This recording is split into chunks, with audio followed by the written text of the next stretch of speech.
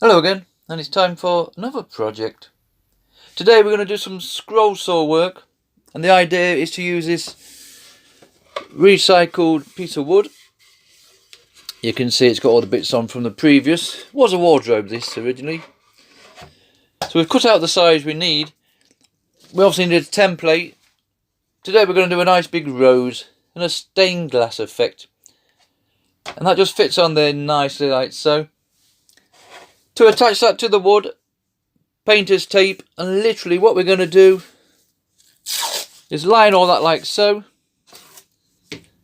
We'll spray that with some glue, and then we're going to stick the wood to it, the template to it should I say, or the wood to it I suppose. Once that's all set, we'll drill pilot holes into all these sections. That's going to allow us to feed the blade through for when we put it on our scroll saw. Right, we'll tape this down first, apply this, and then we'll get on to the kind of blades we're going to use. Okay, we've got that all glued down nicely, no problem. We've drilled all our pilot holes in, as you can see. Plenty of them to go out. Now the blades we're going to use. Normally the easiest one for me with my old Draper scroll saw is your standard pin blade. That's called a pin blade because it has a pin at either side, which you basically just hook at the bottom of the scroll saw bracket, hook it to the top, you're good to go. They're the easiest ones. If you are going to use them, you're also going to need a bigger hole to fit those pins in. So a lot of people use pinless blades. Now they come a lot thinner and they literally have no pins on at all. So obviously you don't need such a big hole to drill in. These are lovely for getting into delicate areas. However, because there is no pins, with my old scroll saw, I need these brackets. And you literally have to put the end in there, tighten up the Allen key, hook that at the bottom. There's another one to go on the top, hook it on, and it really is painful procedure. There is newer machines out there that do it so easy, but not for this chap. Now the one I'm going to try today, the third blade, is what they call a spiral blade. Pinless again, so I've got to use the same brackets. But with these spiral blades, you can literally go up and down, left to right with the wood, and cut it like so. Whereas with these pinless and pin blades, you've got to move the wood accordingly. If you can imagine cutting down here, you'd have to cut down there, and then turn your wood, cut down there, turn your wood. With these spiral ones, you can literally just slide it all over, up, down, left, right, and it's certainly a lot easier. However, they are an harder blade to use until you get the practice with them. This is going to be my first attempt with this spiral number 5. If it doesn't work, I'm going to go back to the standard pinless blade. Okay, let's get this set up and try some spiral blades on our rose.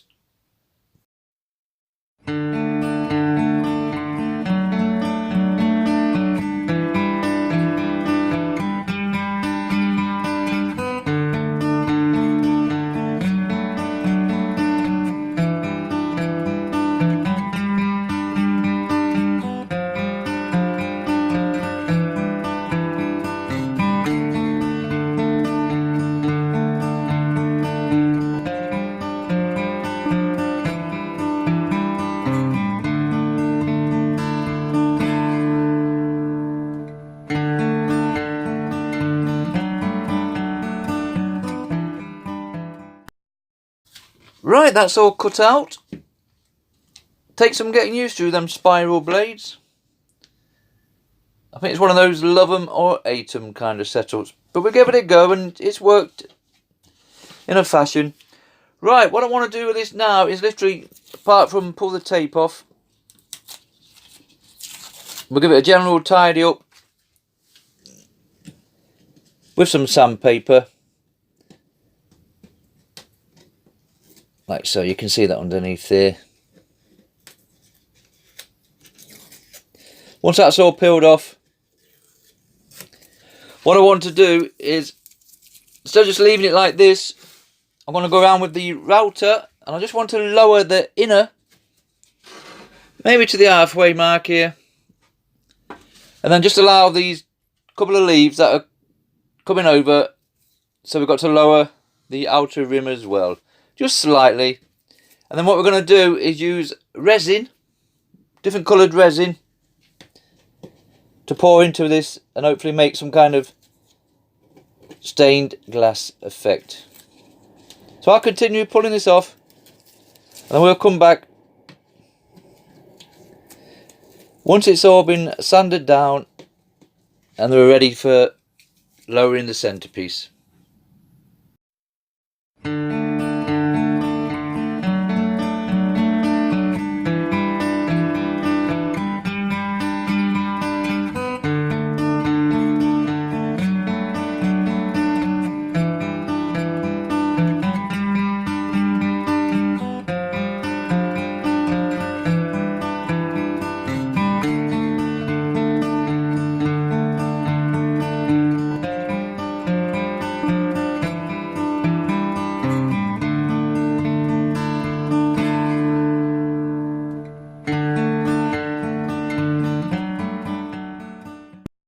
Okay then, we've sanded and shaped it much as I'm prepared to go. Now originally I was going to have this side circle higher than the flower, but somewhere along the line it's altered slightly, so the leaves are actually overlapping now, and we've shaped it all the best we can. I'm quite happy with that one. Okay, stained glass effect. Remember, we're going to fill all this in with resin. Now normally I would spray this black to give it a lead look, I suppose, but I'm quite liking this wood. So what I'm going to do is put some linseed oil on, just to darken it down like the back, and then see how we get on with that. If it don't dry so clever, we'll literally just paint it black. So we're going to throw our linseed oil on, just boiled linseed oil. Literally just give it a good soaking all over like so.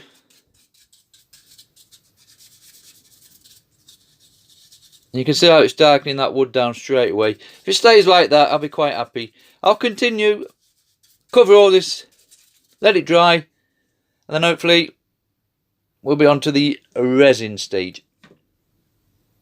That's dried out nicely. I'm quite happy with that, so I'm going to leave this. We're not going to put any paint on this at all. Now it's time to put our resin in. Obviously, to stop the resin running away, we're going to need some kind of backing. Now it's a trial and error thing, you find out what suits you best. I've used this transparent book covering, cost next to nothing to purchase, and it is basically just like a giant piece of sellotape. So you can get the size you want. You would peel the back off, put it on your piece of wood, and we can stick that to it like that. Let that stick down. Now I've used this before and I've had slight leakage, so what I do is literally cover the back with resin and then stick that down. You could pour resin on there and spread it about, stick it down, obviously on top of this, but it works for me. Okay, the resin we're going to use, Amazing Clear Cast. This comes in two parts, A and B, and you literally just mark off what you need, A and B like so. So much A, so much B, and mix the two together. They do say put it into a third container. I've never bothered. I've literally just poured that straight into there. And what we will do is just brush it on the back of this, and then we'll stick that onto our covering like so, and I will leave that overnight to set. It's best to be safe. We'll put a bit of weight on there or something, and that's nicely secure all the way around, and then we'll come back with the same procedure and start mixing our colours. So we'll do that next. I'll mix the resin off camera. It's just follow the instructions, always have your gloves on, and then we'll stick this rose down to the backing. Okay, we've mixed our resin up, just a little bit that we need. These plastic spoons, forks are ideal because they give you a little lip on the end and you basically just throw them away when you're done. So that's all mixed, ready to go. We've peeled off our clear covering, sticky side up, remember. So to recap, we're going to cover all the back of this with resin and literally stick that down onto the polythene. And I've used this before, and once it's all set, everything's all finished, you can actually peel this off the back again, no problem. Right, so it's just a simple case of putting your resin on the back of here. And I'll just put it on with a spoon like that. You get a nice shine to it so you can see where you've been. If you want to put it on with a brush, that's entirely up to you. Just make sure we get plenty on like so. Any leakages that come out, we can always cut them off or sand them off when it's done. Okay, we get the general idea, don't we? So I'll complete this, stick it down, and then we'll come back when it's finished. Right, we've come back the next day. That's all nicely stuck on there. And hopefully that's going to seal it all the way around. Ignore this bit of wood. This is literally just for me to carry it around and put it to one side. That's nothing to do with the project. Right, colours. You can get powders, inks, dyes. I've just got a bag of tricks like this with all sorts in. We're going to do the reds first. I've got two different types of red here, so I'm hoping they might just give us a slight different shading. If not, they might just be exactly the same. Now, if you're doing stained glass, it's a trial and error thing. You can put too much ink in and it's going to be just too dark. There's no light coming through. You cannot put enough ink in and it's just too light and the effect's not the same. So it is a trial and error thing. What I tend to do is just mix the same amount each time. So half an inch of A, B, put the two together. So I've got an inch and an inch of resin. I'll go for 2 droplets. If it's 2 inches, I'll put 4 droplets in. General thing, and we'll take it from there. So as always, we'll mix it the same. 1 part A, 1 part B, and then we'll drop in 2 bits of red, and literally we'll start filling in the rose petals.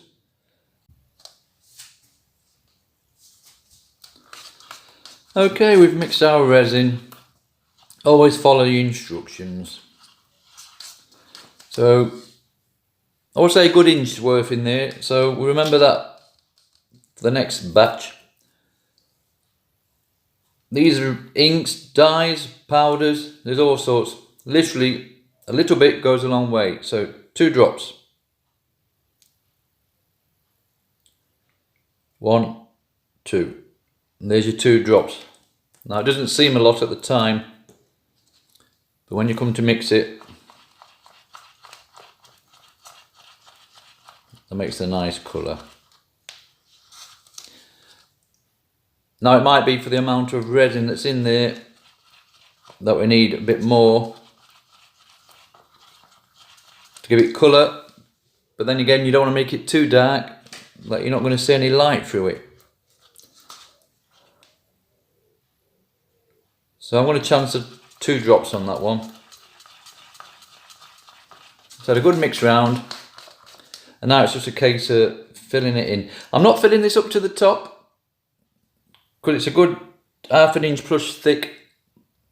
I'm just going to lace the bottom with it, coat the bottom with resin, just enough, couple of mil, just so it's nice and firm, and you can still feel this with like a 3D effect, if you know what I mean. So we've mixed it in. It might be this red's not dark enough. The good thing of only putting a little skim along the bottom, if you wanted to mix some more, you could go over the top again later, make it a little bit more darker. It's all trial and error for me. So okay, We're going to take a chance on that. It looks pink now, but that's only because it's full of air bubbles. So literally, get your spoon. We've got our little scoop at the end. And we're just going to start pouring this in like so.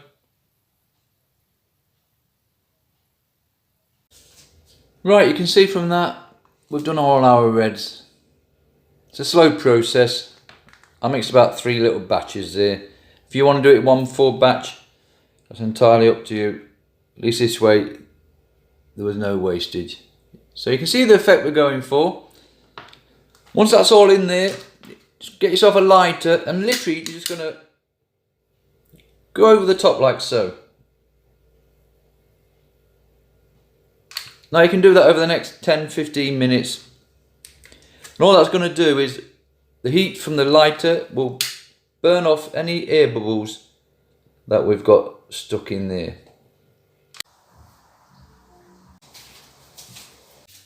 Okay, that's our final bit of resin gone in. Originally I was going to put orange, blues and all sorts in the background, but I mixed up the first orange, which was this one here, and it's literally just more of a yellow than an orange. So I basically just 1, 2, 3, 4, I think there's 5 different yellows gone in the back there, and that'll do. So all we do now is leave it to one side, let it set, and we'll see what effect we've got. Okay, we've come back 24 hours later. Everything's nicely set. There's not a lot of contrast in between the yellows, but anyway. The good thing about using this covering, it peels off, no problem. Now it's slow peeling it off. Now you can see how dull that is at the back. You can put some clear resin over that just to get that shine back in, but I'm not bothered about that. That's the back of the piece, you're not going to see it. And there we've got it. I made a little stand for this, just basically a little leaf like that. I was going to put resin bits in at one time, but I won't bother. All I do now is simply just, we'll fasten that to the bottom, and then we'll see if we've achieved the effects that we're after. It's a stained glass, remember. I wouldn't personally put this in the window too much because the sun rays will fade this colour in time. So personally, it'd be better up on a wall or in a shaded area. That's entirely up to you guys. Okay, we'll pop this on and see what we've got.